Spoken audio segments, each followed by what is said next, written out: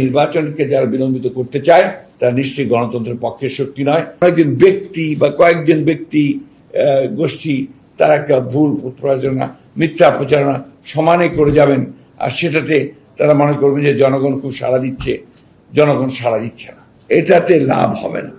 কারণ বাংলাদেশের মানুষ বিএনপিকে চেনে। বিএনপি আমরা আগে বলেছি যে বিএনপি পরীক্ষিত রাজনৈতিক একটা গণতান্ত্রিক দল। আমি আবার আজকে জোর দিয়ে বলতে চাই, বিএনপি একটি উদারপন্থী গণতান্ত্রিক রাজনৈতিক দল। এখানে কিন্তু আমাদের কোনো মানে রাগঢাক নাই, খুব সোজা কথা। আমরা নির্বাচনের মাধ্যমে আমরা আপনার রাষ্ট্র পরিচালনার দায়িত্বে যেতে চাই, জনগণের ভোটের মাধ্যমে।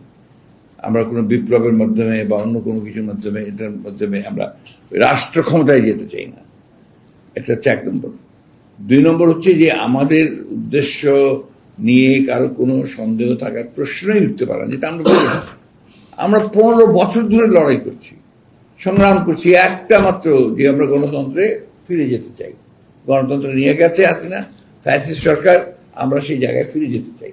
তার প্রাথমিক বিষয়টা হচ্ছে যে আমার ভোটের অধিকার আমি চাই, আমার বাক স্বাধীনতা চাই, আমার বিচারের অধিকার চাই, ন্যায় বিচারের অধিকার চাই, এই বিষয়গুলো, তাই না? সেইখানে তো আমাদের আসলে আপনারাই বলেন কতদিন, কত দুপুর আপনাদের সেই প্রচন্ড রৌদ্রের মধ্যে দাঁড়িয়ে থেকে থেকে আপনারা কাভার করেছেন আমাদের প্রোগ্রামগুলো, আমাদের সেই আপনার সমাবেশগুলো আপনারা কাভার করেছেন রৌদ্রে ভিজে, বৃষ্টিতে ভিজে ভিজে। কতদিন লাঠি পেটা খেয়ে আপনারা রক্তাক্ত হয়েছেন আমাদের কর্মসূচিগুলোতে, গণতন্ত্রের জন্য, ভোটের জন্য। সেই ক্ষেত্রে আজকে এই প্রশ্নটা করতে আসে, কেন আসে? ওইটাকে আমি উদ্দেশ্য প্রণোদিত ছাড়া কি বলবো? একটা গোষ্ঠীর বিএনপিকে আপনার লাইন করা, তাকে ভুলভাবে চিত্রিত করার প্রচেষ্টা চালানো মাত্র। কোন একজন ব্যক্তি বা কয়েকজন ব্যক্তি গোষ্ঠী তারা একটা ভুল প্রচারণা, মিথ্যা প্রচারণা সমানে করে যাবেন, আর সেটাতে তারা মনে করবেন যে জনগণ খুব সাড়া দিচ্ছে।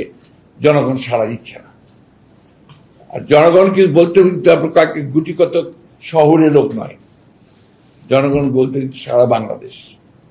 আর বিএনপি প্রমাণ করেছে যে বিএনপি, ওই যে কথাটা নজরুল ভাই বললেন কিছুক্ষণ আগে, এখানে বহুদলীয় গণতন্ত্রের সংস্কার আমাদের দল শুরু করেছে, আমাদের দলের প্রতিষ্ঠাতা জিয়া রহমান করেছেন।